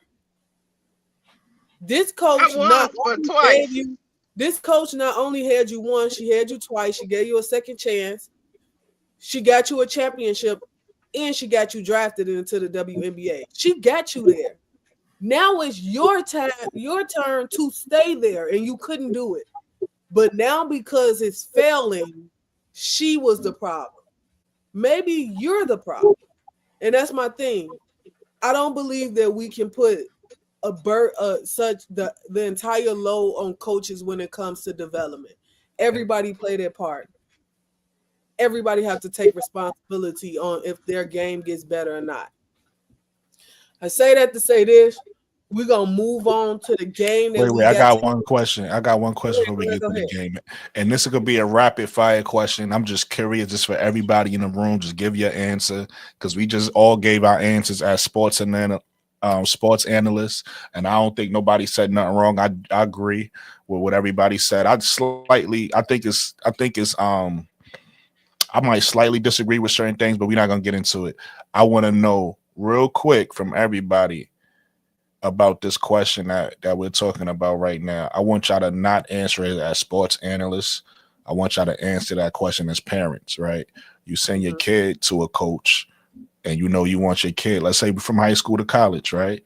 Your kid is leaving high school, and you want your kid to go to college, and you want your kid to go to college to be prepared to go to the pros. How do you feel then? You want me to go first, since I have kids that did that? There we go. Talk about it. Let's go. Jump in there. I'm saying, how do you feel as a parent about, that coach not developing your child? What's your thoughts on it as a parent? As a parent, I got that phone call, and you know what I told my daughter? You are an adult, and it's your responsibility to be a better version of you. Yeah, your coach, I get it, but she gave you a scholarship because you had a certain skill set. She did not say to you, she gonna make you better. You better be making sure you making yourself better. That's what I said. As a parent / big sister, I got a younger brother that's younger than me about at least 10 years. And he grew up in an AAU circuit here in Chicago. Can play basketball. Really good. And I went to every practice. I was that AAU mom. Every game, every city, every practice, Me too. everything. I was there. I seen the coaches working with him. I did not see him apply it. Mm. It's two things. I could have been like, these coaches not developing him. They not doing this. They not doing that. If I wasn't there seeing it, but because I was there seeing that they were working with him, it was his own confidence that was blocking him from getting better. Hmm. Seeing that, I'm with Keisha. The coach that gave you all the tools. What are you going to do to become the best version of yourself? And I think as a parent, you got to have all the variables. You got to know all the variables. You have to before you brag on that coach. You got to know that your child or the person you're responsible for is putting in as much work as that coach is and giving them the tools to be great. Go ahead, AD. I see you leaning up. Yeah. Okay. So I got several kids that play on different levels, like college, high school, AAU, all that.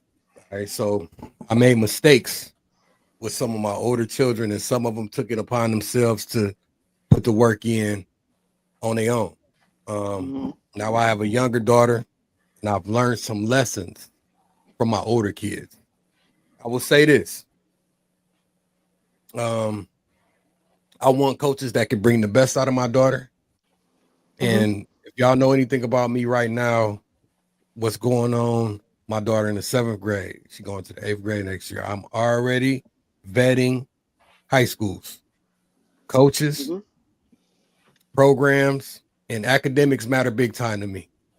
And I mean big time. I'm not just putting my daughter at a school because of basketball purposes. The school curriculum has to be up to par, period.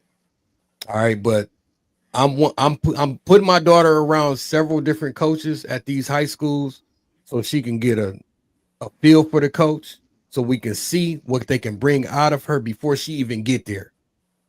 And I'm paying attention to everything because I want her to be with a coach that's going to challenge her, that's going to bring the best out of her, and that's going to develop her. But my daughter know this. I'm going to develop her because I'm in the gym with my daughter. My daughter go to AAU practice 4 times a week. We in the gym at least once a week. And that's just what it is. I trust the coaches she got in AAU. I love them to death. And they implementing a lot of stuff. I just text the coaches the other day. I'm so proud of everything and happy with everything and grateful and blessed about everything y'all doing with these girls. Not just my daughter, the whole program itself. But I'm still gonna take time out of my time, my day with my daughter one-on-one, and we gonna put the work in. I let her know straight up, all the stuff you doing in practice is developing you and getting you better, but we gotta put in more time. We gotta I need some one-on-one time with you where I can just get to the real stuff, right? I train kids myself. I develop kids. You know what I'm saying? So like my whole thing is when you got a whole group of girls, and I did this with my daughter team for a minute. You got a whole group of girls and you trying to train a whole team. It's harder to train 15 girls that ain't all on the same level. I'd rather have 3 or 4 of them and train those 4 that I can work on these specific things because they are on this level and I'm trying to take them here. When you got 15 girls and this girls on this level, it's hard to work with all of them and get them to a certain level because you got to stair step everything, right? Give me a small group and then I can get these girls here. And then the girls that may be on this level, I can step them up to this level to get them to that next, you know what I'm saying? But I take the time out to work with my daughter and I don't put nothing on nobody else. I'm going to work with her. You know what I'm saying? That was my point earlier. No one coach can do 15, 16 girls. It's just no way. You have to have a staff. It's Can't- hard. Yeah, you're right. You gotta you have can't work yeah, with 15 girls individually. exactly. That's like You can telling a only teacher. practice is like learning plays. You know, they scrimmage and stuff, so Working you can together. develop stuff, and they do drills and stuff like that. But when it comes to actually getting on another elite level, everybody can't do the elite stuff, right? So you don't have enough time to try to get everybody to do this elite stuff. I take my daughter one-on-one to work on stuff that they don't work on in practice. You know what I'm saying? Like over and over and over and over and over again. And it's going to continue all through high school. I'm going to take the time out to get her right. I trust the coaches and what they do, and she got time with them, but she gonna have time one-on-one with me. And I'm trying to what I'm basically trying to show my daughter is you gotta she gotta do the work too. So she doing the work, but I'm trying to instill that in her now. Like you gotta put that extra time in the gym, no matter what your coaches is doing, you still gotta go put time in the gym where you can just get when she in practice, they gotta share that ball. You go work Right. in the gym, you could take 100 shots now. In practice, you might only get 2. My daughter, point guard, she facilitate for the team, so she passing a lot. She don't get a lot of shots off in practice. But in the gym, she can shoot 100. She can work on that jump shot. She can work on whatever she want to work on. And that's what I told her. You get practice is where you hone your skills at. Basically, I tell her like when we training, the stuff we do in training, you go to practice and you work that out in practice. Right? We train, you go to practice and you work that out. And then once you feel good about it in practice, you can get it off in practice. Now you translate that to the game. Right? You know what I'm saying? So I work with her one-on-one. I let her go to practice and try to do some of the stuff we worked on. And then when she feels comfortable that she's mastered that, now it's time to bring it to the game. You know what I'm saying? It's levels to it. So that's why I'm trying to build her up right now. And I just got back to training with her. Literally, I just got my membership 2 Sundays ago, y'all. We've been to the gym twice. She trains so much with her team. It's hard to get a day in because I don't want to burn her out either. Like she's still a kid. Like she still want to, you know what I'm saying? Enjoy just playing video games and being with her friends and stuff like that. And so I don't want to burn her out and just basketball. But I let her know like we still got to put this time in. We got to find time before I get in here with you one-on-one. So I try to make time, and I'm juggling that now.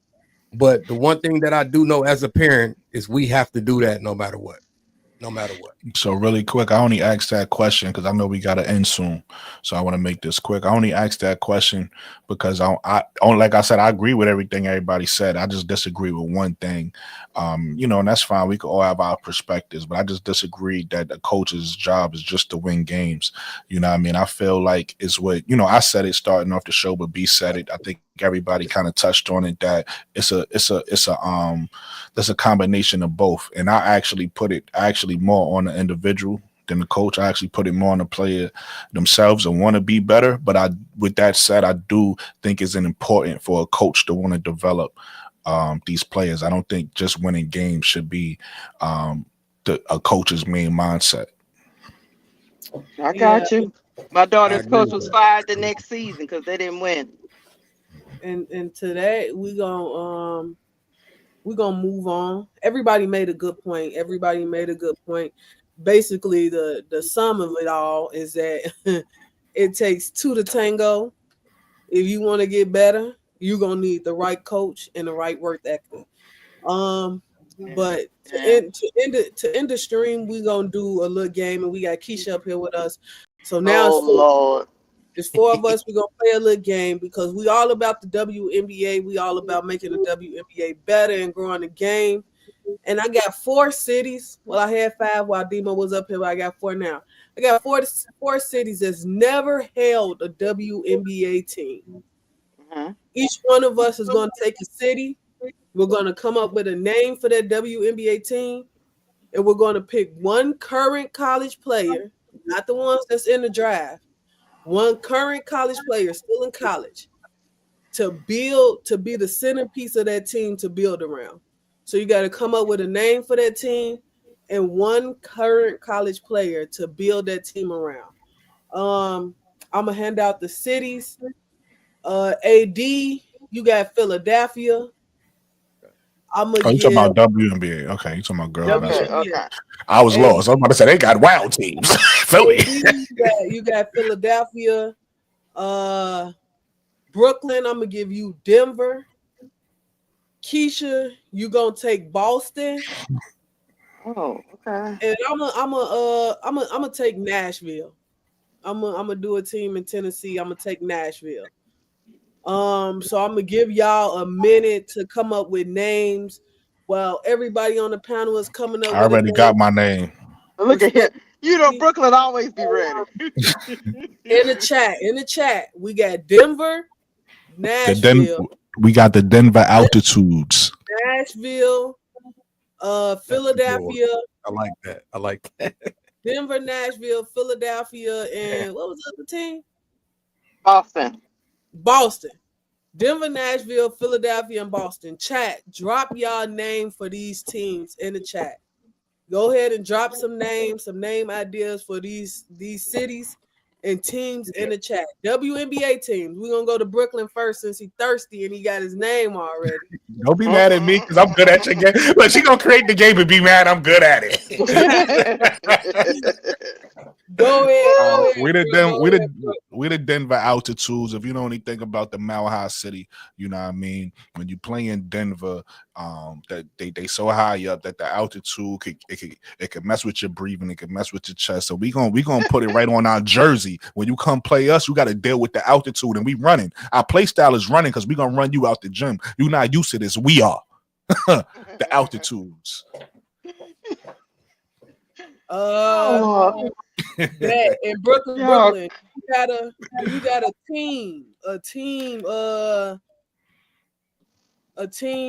a player, a current college player you would build your team around. Yeah, we building around Tanaya Lotson because we running. That's my point guard. She's a high tempo scorer. We running, man. Look, be mad. Look at B face. Don't be mad in the face. Don't be mad. she like, damn, that plan is coming together. I can't think of that right now. Go ahead. AD, you still stuck? Man, Go look, ahead. I'm stuck, man. Look, Philly, I'm thinking about cheesesteaks. I'm thinking about Big Ben. You know what I'm saying? I'm looking at the other teams, the Flyers, you know what I'm saying? The 76ers. All I'm thinking about is Benjamin Franklin in the Bill. So I'm trying to put something together, man. And I'm thinking like Philly 100s, the big face being 100. Oh, okay. You know what I'm saying? I don't know. They got the 76ers. We go into the 100s. They got the 100 sign as the the little logo and all that. You know what I'm saying? But no, I can't. I need more time to think. I was hoping I got Detroit. I was gonna say the horsepower, the Mustangs, the thoroughbreds. You know what I'm saying? You feel me? No, we'd have had a franchise before, so we can't. We'd have had the shot. Yeah. But I like that, Brian Allen Hines. I like that. What do you say? The Philadelphia Racers? The Racers? No, I was talking about for Boston. I'm sorry, he had one for Boston. The Charms. That's dope. But the Philadelphia Racers is fire too. I actually like that. Yeah, that ain't bad. That ain't bad, Brian. Brian got some ideas. You should have came on the panel. You know what I'm saying? But nah, look, we gonna go with the Racers. I'm cool with that. We'll go with the Racers. But as far as you just want that, or you want the player too. Brooklyn gave his player. My player, Olivia Miles. I'm gonna go with Miles, and it would have been Juju, but Juju the easy answer. You know what I'm saying? So I'm going with Olivia Miles. Everybody know I love Hannah Hidalgo, but Olivia done grew on me so much, man. It's just her play. I love her style of play. I love that she facilitate. You know what I'm saying? I'm a big LeBron fan, if y'all don't know. I'm a big Luka Doncic fan. I love players who Magic Johnson. He from Michigan. You know what I'm saying? Big guard. But I love players who got the facilitating skills. A player that can make their teammates better. This is one of the things I talk about with my daughter all the time, being that she played point guard. I tell her sometimes it's not all about scoring. People that score get to shine. But if you play good defense and you facilitate and you can make the people around you better, that's a complete player.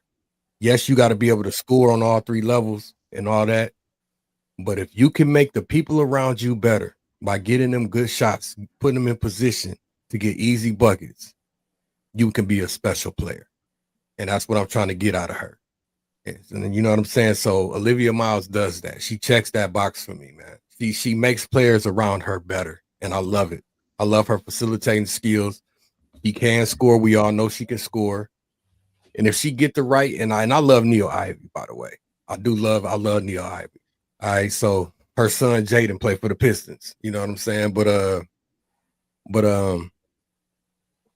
if the coach that she got at TCU, I think he's gonna bring a little bit more out of her. And I don't know if she's gonna have the right pieces around her. That's yet to be seen. I think she's gonna have a solid season no matter what. But it's something about players that can facilitate and make everybody else around them better that I'm high on. Her defense needs to step up, obviously. But I would start my franchise with Olivia Miles, put the ball in her hand, and hopefully draft a couple pieces that she can facilitate too. And we off and running. I bet. Keisha, you got Boston. Oh, What you doing all up there? right. My name probably, I guess it'd be Boston Clovers, because I'm gonna Okay. keep playing on that. I'm gonna keep playing on that whole thing, so they tie into the NBA team. And I would say, the player that I would start with, it'd probably be 12 Island. It'd be Michaela Williams. Okay, good. Bet. Hey, if you didn't choose, You know he was gonna take. Also, I thought I know that's who you was gonna pick. you was gonna steal my player though, but I knew you was gonna say MK. I'm sorry, B. No, you ain't steal my player. MK was my second player. My first player. Okay. AD. Oh wait, we gonna put together a full roster? Nah. Okay. No. Wait. Before you say it, Texas. Out of Texas? Is your player out of Texas? Who, mine? Yeah. No. I'm just okay. Go ahead. You got a player already. You forgot? Not. I got my player already. AD forgot already. Since we on me, I got Nashville. My team, I'm gonna call them the Nashville Sirens.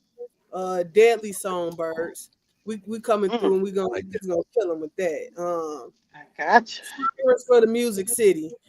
I could have went with tenors, altos, sopranos, something, but nah, sirens are deadly, so we're gonna use that.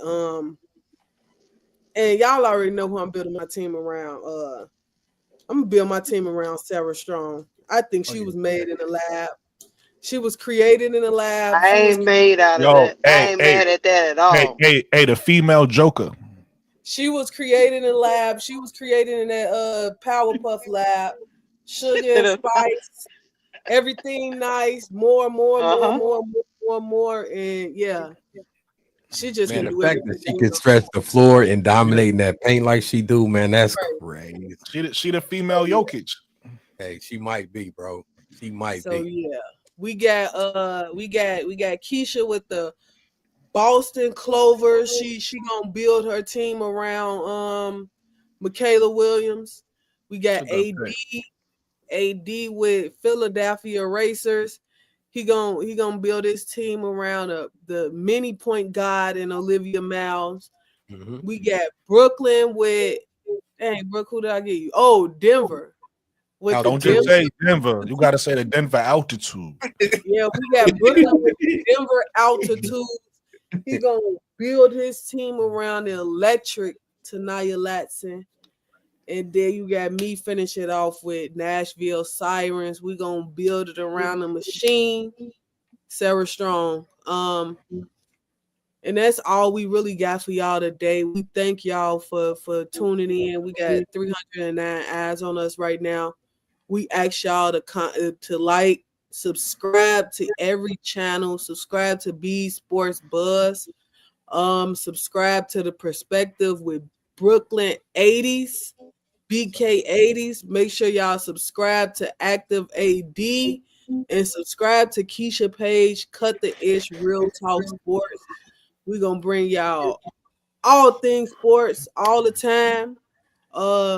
We appreciate y'all, all 309 of y'all, for being here with us tonight. We know it's late, but y'all stuck it out with us, even through all the technical difficulties. But go ahead, Brooke. Hey, really quick, my coach is gonna be Mike D'Antoni. Like, Here we trying to go. run. He running for real. He gonna try to run to 9. She gonna He out running her for real. He shoes. running for real. yeah, For real, y'all for real. running. Hey, but yeah, that's all we got for y'all tonight. We ask y'all to be safe. And thanks for rocking with us. Like and subscribe to all the channels, y'all. Have a good night. Peace. Peace. Take it Peace, easy, y'all. y'all. Bless up. God bless. You did.